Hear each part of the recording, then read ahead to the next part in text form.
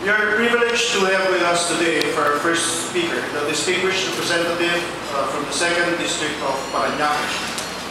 I first met our guest speaker as I sat at the children's table during cabinet meetings in Malacanang. He was then our National Security Advisor. Not much of a note-taker myself, I noticed how he took full advantage of his front seat in history by taking detailed notes of our meetings using his trusty Nokia communicator. During the last electoral campaign, I had a chance to work with him again at the Liberal Party headquarters. I noticed that he kept his note-taking habit and that he has since graduated to an iPad. Our guest speaker is indeed one certified tech. I overheard him say that he takes detailed notes of important meetings for his memoirs.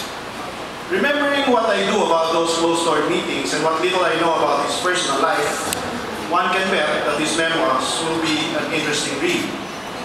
Apart from the juicy inside stories he can tell, his life story is quite compelling.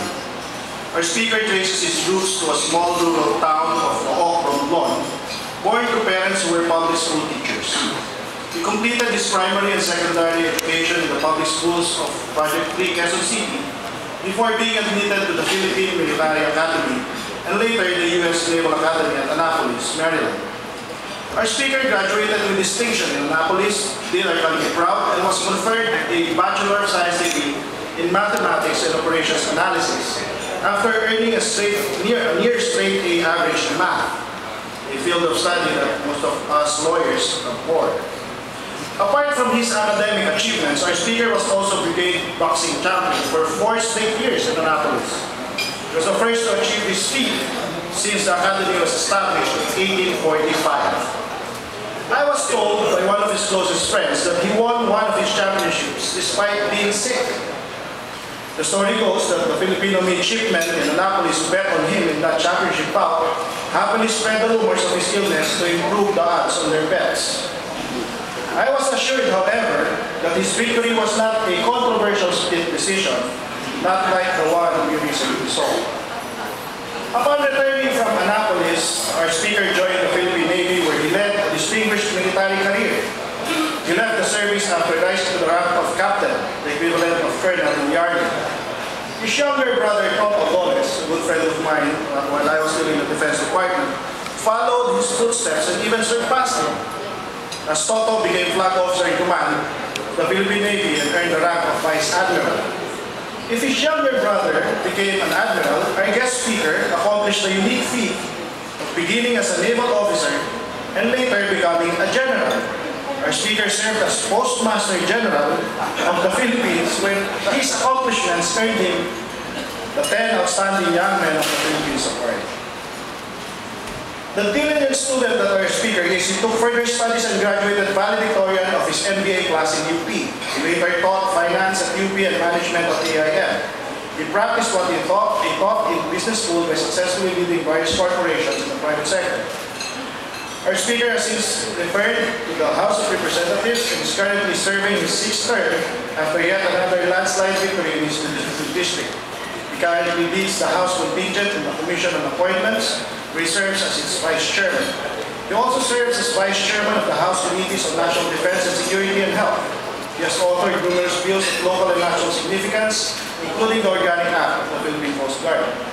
As a ranking member of the Liberal Party, he also represents the majority in the powerful House Appropriations Committee and serves as a senior member in various House committees, including the relevant committees on Science and Technology as well as Information and Communication Technology. Here to speak on the legislative agenda for Information and Communications Technology, please join me in welcoming the Honorable Roilo Golez.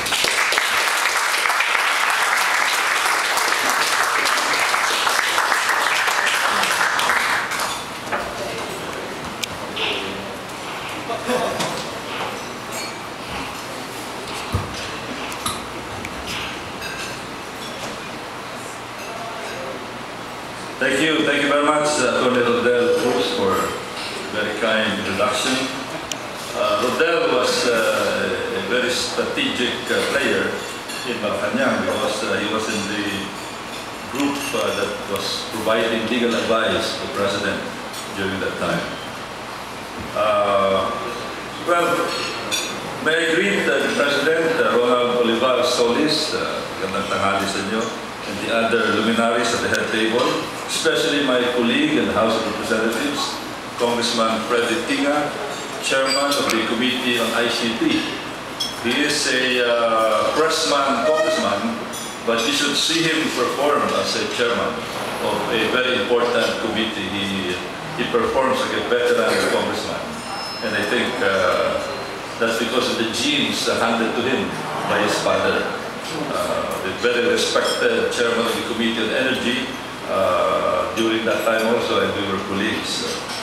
Also, we must remember that Congressman Tinga is the one responsible for making what used to be a sleepy neighboring town of Taguig, now a world-class city in Metro Manila. In fact, if you go inside the global city and you don't know where you are, you open your eyes and you probably say, I am probably in New York, maybe in San Francisco, or maybe in one of the major cities, but not in the Philippines. That's how it transformed a sleepy town into a modern world-class city. Congressman Freddy Tinga. You know, I'm not an ICT expert. I don't know the inner workings of ICT. I don't know how a computer works. I did a little programming when I was at the Naval Academy, but not the intense kind of programming that many ICT people are very familiar with. But generally, I would know how to use ICT in the same way that a person, for example, may be an expert in shooting without knowing exactly how a firearm would work and not being able to assemble a firearm. I guess that's me with respect to ICT. And I remember how it was in the past. I think IBM even said that there was no room when the personal computers started coming out. IBM, the leader of the IBM, was quoted as saying that he could not see any market for personal computers. Of course, history has corrected him.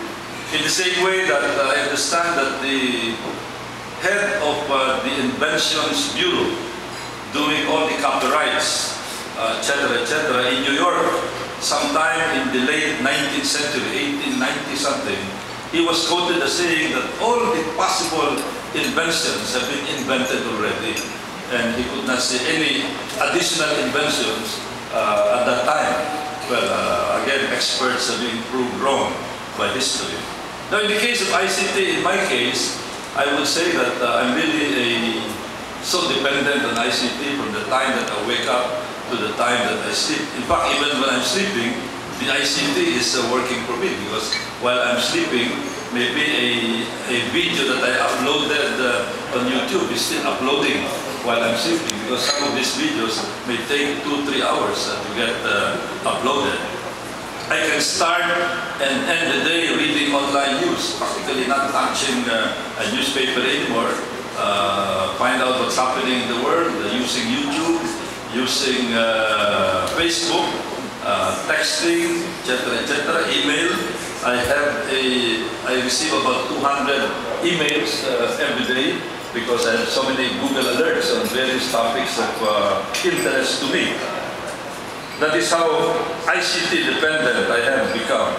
And this is actually a transition of the very elementary kind of computers that we were using back in the US Naval Academy when it was all punch cards. You program something, you devise a solution to a weapons, maybe a missile system problem, and then give it to the National Computer Center, pray that your program is working. But that is not how it is now. I was expecting also that, considering that this is the Philippine Bar Association, maybe the raging issue that should be discussed today is whether the TRO is justified or not, or whether the DOJ intervention is justified or not. Probably that is going to be more interesting. But what is probably not so well known to a lot of people is that the debate is not only going to happen in media, it's not only going to happen in the Supreme Court, maybe in the Senate, maybe in the House of Representatives, but there is a raging debate going on right now in cyberspace.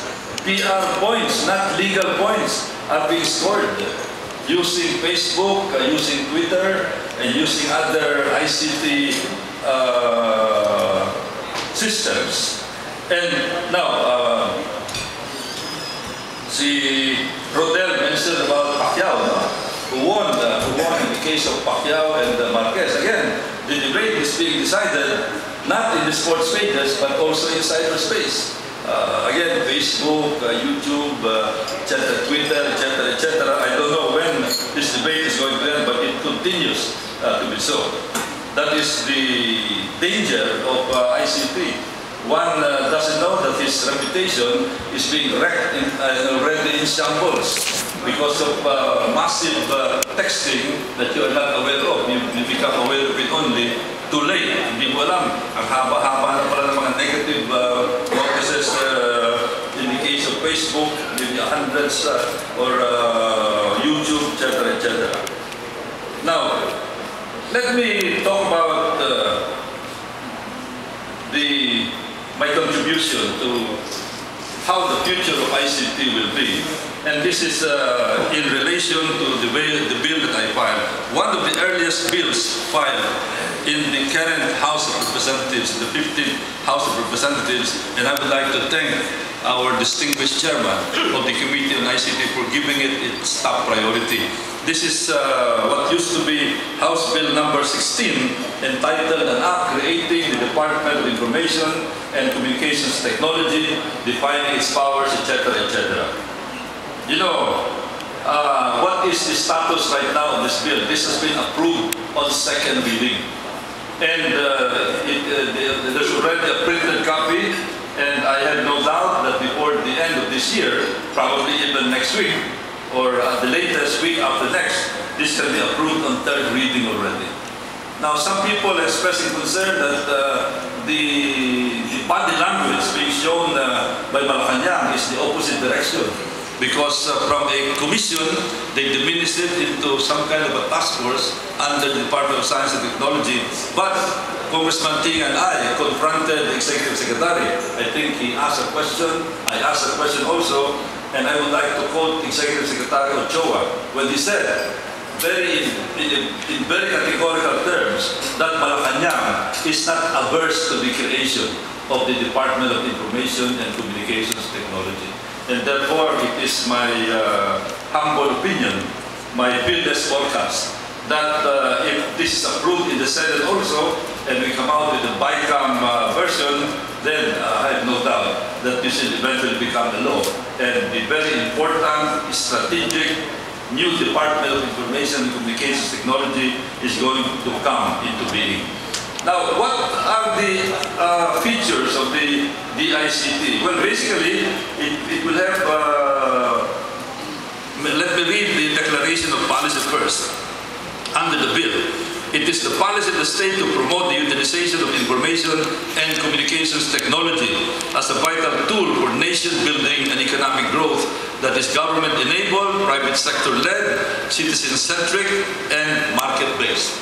And what is going to happen here is that the communications agencies that you are familiar with, in particular the NTC, where Atty. Ronald Solis came from, will remain as a quasi-judicial body, and therefore this will continue to offer a very fruitful endeavor and activities to lawyers who are members of the Philippine Bar Association, particularly lawyers of the caliber of Atty. Ronald Solis, who's both a lawyer and a communications expert.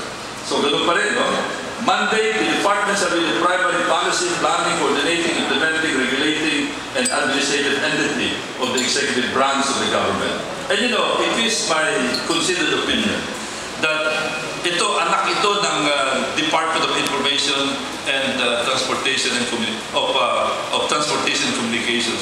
But it is my projection that this is going to become even bigger than the Department of Transportation and Communication, which is the mother department. That is my projection, and I will talk about this later, why I feel this way.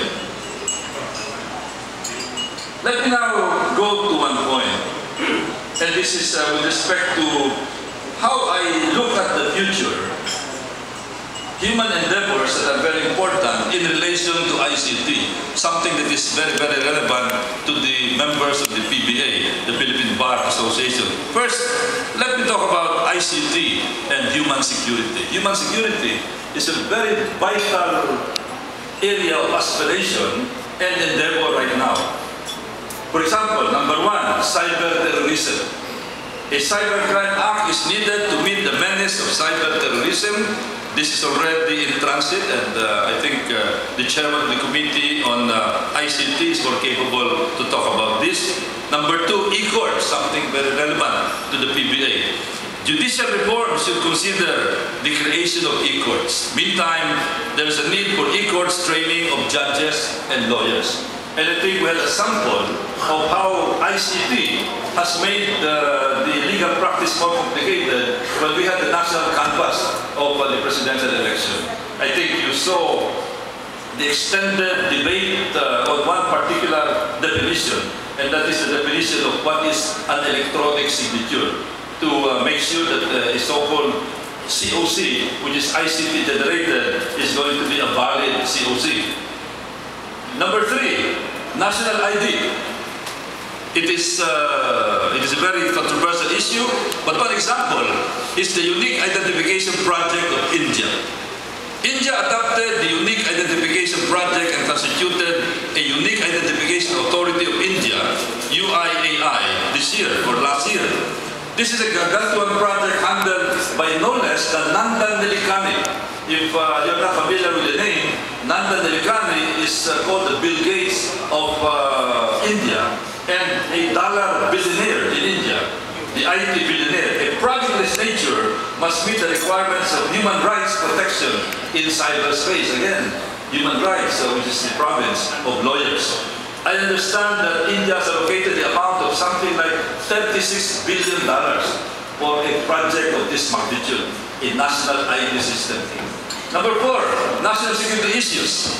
International mobile equipment identity numbers assume great significance this year in some countries. For example, India banned Chinese mobiles having no IMEI numbers. Even arrests were made to enforce this ban. Here there is the proposal to register SIM cards. By the way, if you're not familiar with the IMEI, every cell phone, you might think that you're using a SIM card and you can already escape being traced. Every cell phone, I understand, if this is done legitimately, has an IMEI number. In other words, when you send a text message, a very technical investigation of the text messages going to the source of text messaging will identify the IMEI and be able to trace the cell phone being used in the sending of the text, even if the SIM card is an unregistered SIM card. Number five, cybersecurity of defense forces. The defense forces need cybersecurity and cyber forensics capabilities. The cyber war and cyber terrorism threats are not only real, but also very dangerous. The Philippines must upgrade its cybersecurity and national security capabilities as soon as possible. Cyber war and cyber terrorism are matters of great concern to all countries. Equally important are the issue pertaining to cybersecurity of defense forces. These issues are important as they strike at the very root of the critical ICT infrastructure projection.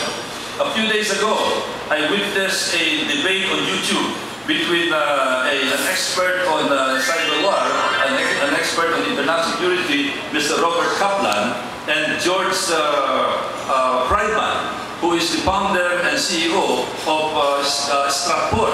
And it was a very interesting discussion because Mr. Kaplan said that here, cyber war is going to be critical because with cyber war, one can decapitate the military capability of a very advanced country like the world powers that we are very familiar with without firing a shot. I would like to repeat, it can, a cyber war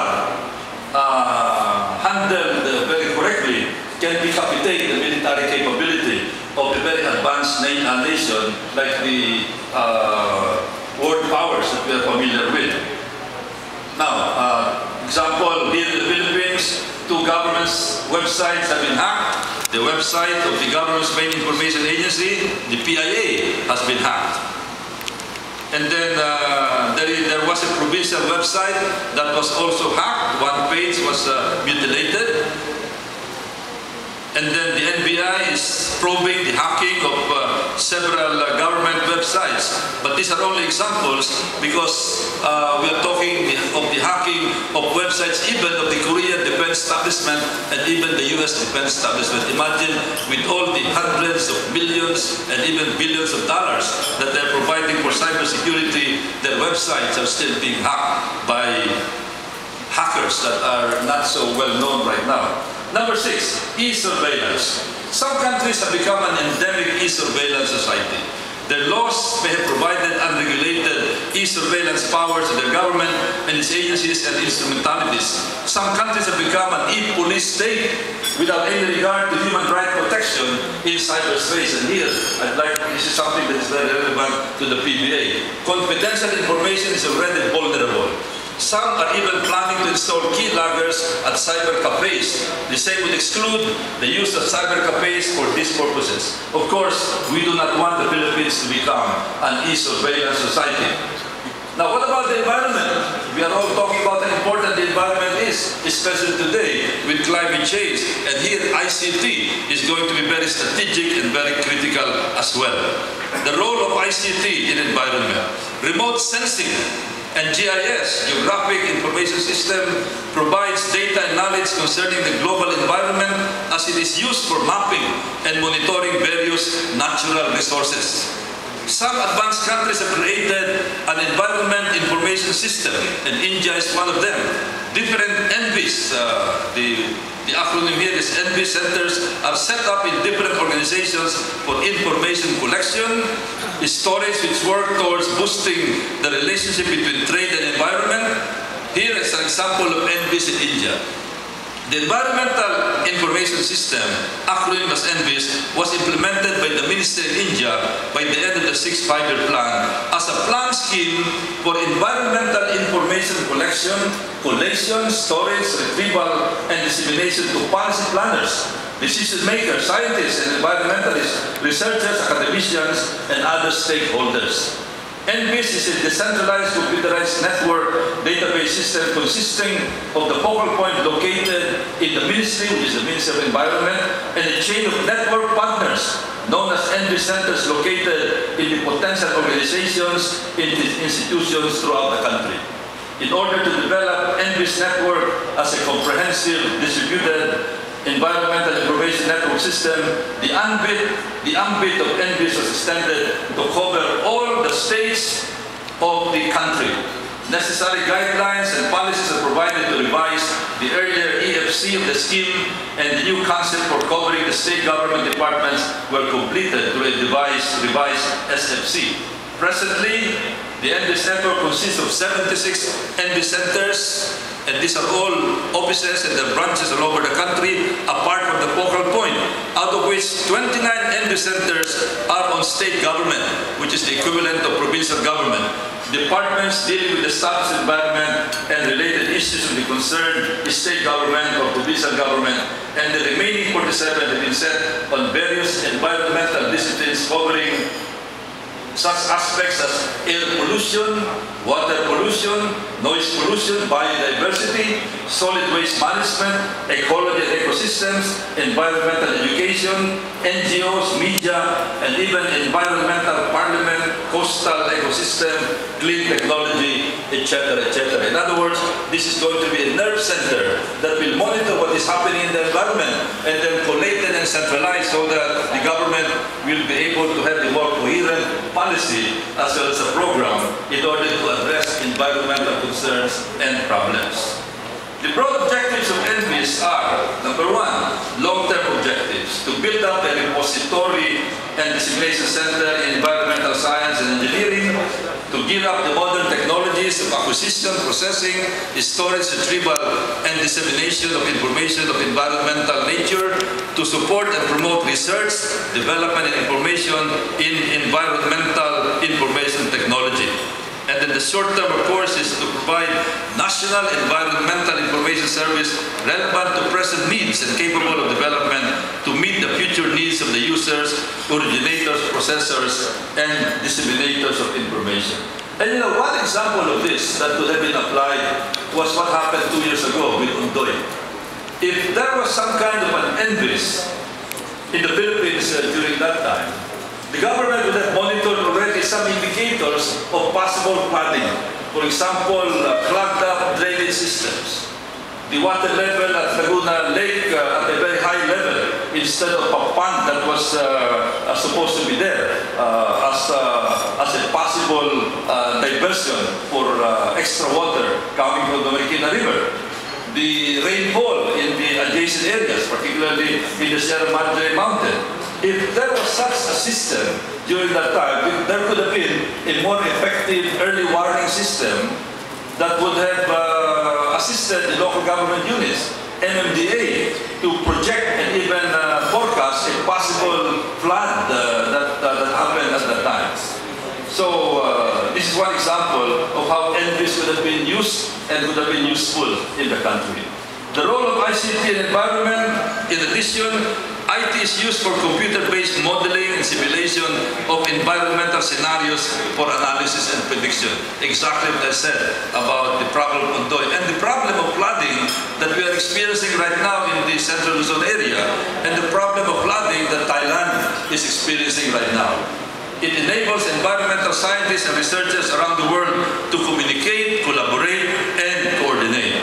In other words, what we need now is we cannot just be reliant on our own talent and our own research capability. We have to depend on the rest of the world for possible projection on how the weather is going to affect us and how the climate is going to affect us. The role of ICT in environment. Among all the industrial sectors, the ICT industry is the fastest growing. This has given rise to one problem. High demand and the short lifespan of technology result in ever-increasing waste in the industrial world. Solid waste management is going to be affected by ICT. The production of electronic waste or e-waste on a global scale is estimated to be 20 to 25 million tons per year, with major roles being played by Europe, the United States, and Australia. China, Eastern Europe, and Latin America are expected to become major producers of e-waste in the next 10 years. The Philippines will be no exception. 20 years ago, people were not throwing away and disposing of cell phones, batteries, etc., etc. But now, it is not only old computers, but cell phones and other gadgets that are going to add to the millions of tons of e-waste that are going to be generated in the Philippines. The use of laptops, PCs, mobile phones, and other electronic and entertainment devices is also increasing rapidly. The dark side of these statistics is an increase in e-waste in the last 2 decades here in the Philippines. ICTs and climate change strategy. You know, climate change is very close to my heart. I am the principal author of the Climate Change Act of 2009, Republic Act number 9729. And ICT is going to be a strategic factor in climate change strategy. ICTs can function as sustainable means for mitigation of global GHG emissions and climate change threats. They have a critical role to play in combating climate change through the reduction of GHG emissions. Climate change addressed by the Climate Change Act of 2009, which I principally authored. The use and application of new technology is necessary in addressing climate change using measures like energy efficiency, technology, remote sensing, natural resource management, local information management, and dissemination, disaster management, etc., etc. To the development of more energy-efficient devices, applications, and networks that are alternatives to today's waste resources, such as transport and travel, as well as the environmentally sound disposal of ICTs. For example, low-emission recycling. ICTs can be an enabling technology to stabilize and reduce emissions in all sectors. With the Renewable Energy Act of 2009, which until now is still being debated, especially in the ERC, the Philippines has declared a shift from fossil fuels to renewable energy sources, including promoting solar energy. New satellite towns which are to be designed in eco-friendly manner. Eco-communities, resorts, and housing complexes can also be developed. Now let me talk about the ICT, the IT growth story in India. The belief that ICT will be a key growth driver in the years ahead was supported by the statistics from the IT sector. The patterns are the following, and let me show the example of India so that we can at least forecast what could happen here in the Philippines. In India, it has grown from $7.8 billion to $64 billion in 10 years' time. During the same period, contribution of IT sector to the GDP of India grew from 1.2% to 6.2%, 6.1%. IT accounts for 20% of exports from India. 45% of incremental urban jobs are generated by this sector.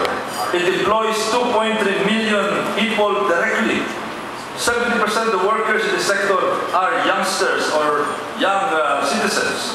30% of those employed in the sector are women. 80% of the total turnover in the sector is from exports in IT. And India has 51% share in the global offshoring market. And here we are catching up with India because as of the last time I saw, we are a good number 3 in the world as far as offshoring market is concerned. And in fact, we have overtaken India as far as call centers are concerned.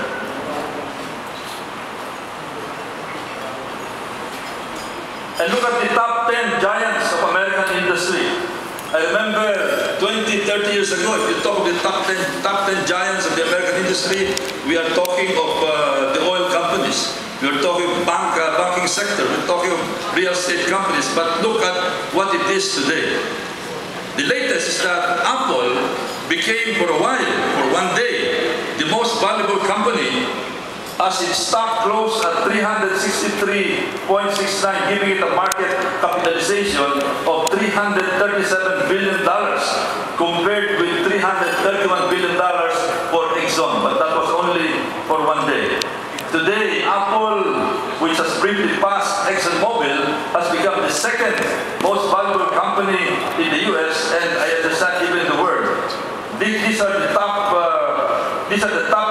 10 largest companies a mere 4 years ago.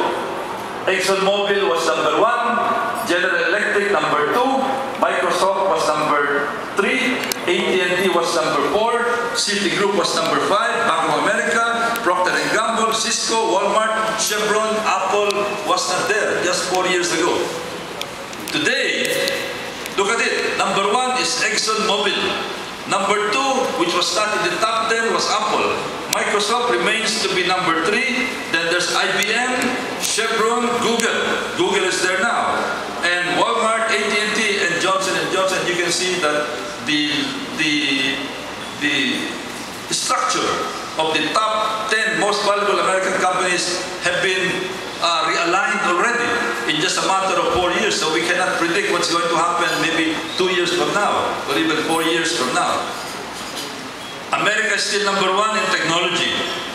As much as Silicon Valley gets derided for constant bubbles and crazy business ideas, there are few industries in which America is as dominant as technology. So it remains the number 1 as far as technology or IT technology is concerned. I'd like to show you how technology developed in the past 200 years or so. The telephone was introduced in 1880.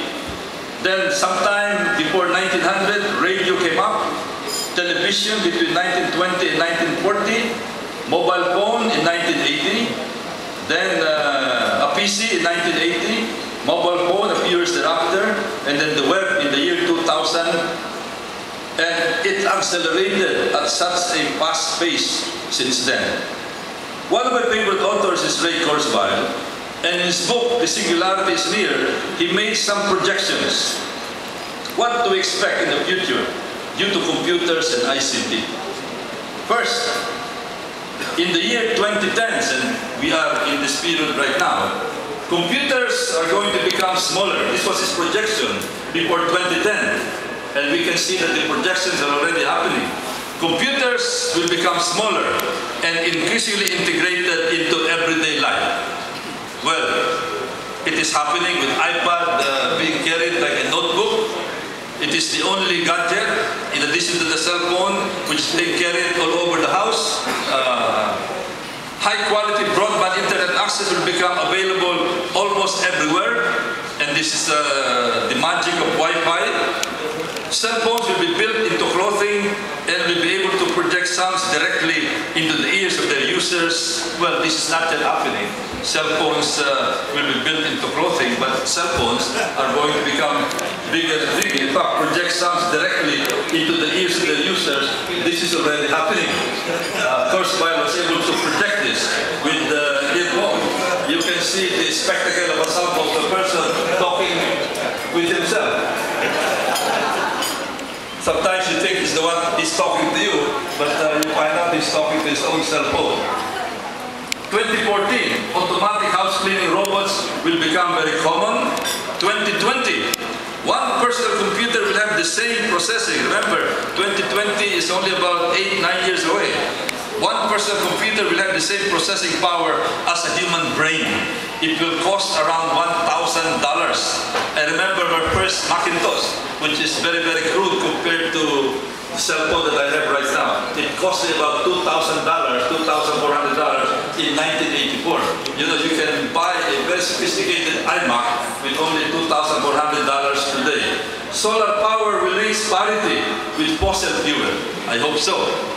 Computers 2020, computers less than 100 nm in size will be possible, nanometer.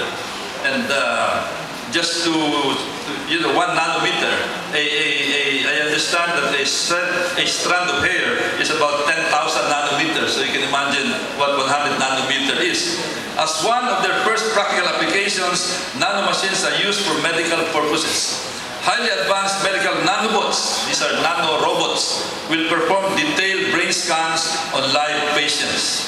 Accurate computer simulation of the entire human brain will exist due to these hyper-accurate brain scans, and the workings of the brain will be understood. Nanobots capable of entering the bloodstream is good news to a lot of people with some worries about diseases. Nanobots capable of entering the bloodstream to feed cells and extract waste will exist. By the end of this decade, they will make the normal mode of human food consumption obsolete.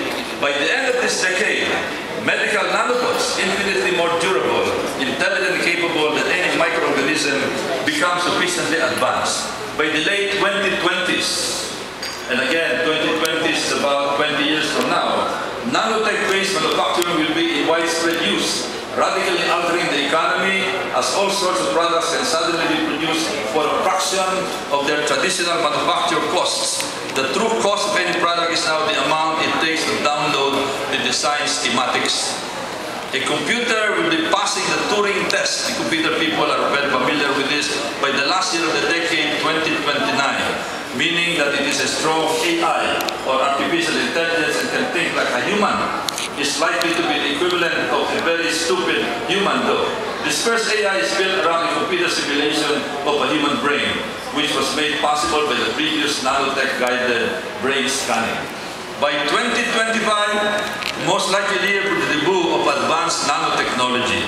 Some military UAVs and land vehicles will be 100% computer controlled. And I think this is happening now. In fact, I just came from a tour of a guided missile destroyer this morning, which was the scene where Madam Hillary Clinton delivered her speech to celebrate the 60th anniversary of the Mutual Defense Treaty between the Philippines and the United States. And there, they have gadgets where missiles and Gatling guns and small rockets are going to be controlled the way a child will control his computer games using joysticks. All computerized. Mind uploading becomes possible. 2030. What is mind uploading? Mind uploading means that everything that is in your brain will be uploaded into a computer. Everything that you remember will be there. And God forbid if your wife will have access to that computer. Because everything that happened in your life recorded in your brain is going to be retrieved by the wife. By 2045, $1,000 buys a computer 1 billion times more intelligent than have to translate this into something that we have. It means that $1,000 will buy a computer that is several billion times more intelligent than any computer that we have. Can you imagine the kind of intelligence that is going to be generated by only $1,000? That is enough to run the entire Philippine government with only $1,000. This means that average and even low-end computers are vastly smarter than even highly intelligent, unenhanced humans. And this is going to be the great equalizer. Anything that a superpower can afford, a minor power like the Philippines can afford. Anything that the armed forces can afford, an enemy of the armed forces of the Philippines can also afford. Anything that the police can afford, an enemy of the police can also afford, because this is the unfortunate equalizer because of the development in computer technology. The technological singularity, of course, as artificial intelligence surpassed human beings as the smartest and most capable life forms on the earth. Technological development is taken over by the machines, who can think, act, and communicate so quickly that normal humans cannot even comprehend what is going on. The machines enter into a runaway reaction of self-improvement cycles, with each new generation of AIs appearing faster and faster. From this point onwards, technological advancement is explosive under the control of the machines and thus cannot be accurately predicted. When this happens, there will be no more debate as far as who wins in the boxing match is concerned, because the computer will be the one using sensors to decide who won instead of human intervention. When this happens, there is no more need for the intervention of the Supreme Court as far as PROs is concerned, because now the computer can already forecast whether the person is going to fly away or return, because that is how intelligent the computer will become.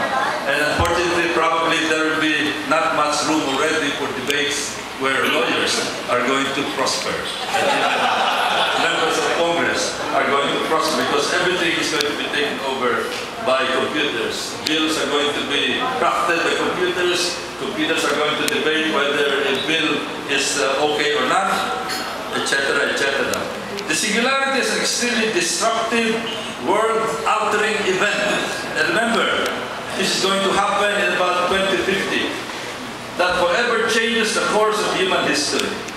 The extermination of humanity by violent machines is unlikely, though not impossible, because sharp distinctions between man and machine will no longer exist thanks to the existence of cybernetically enhanced humans and uploaded humans.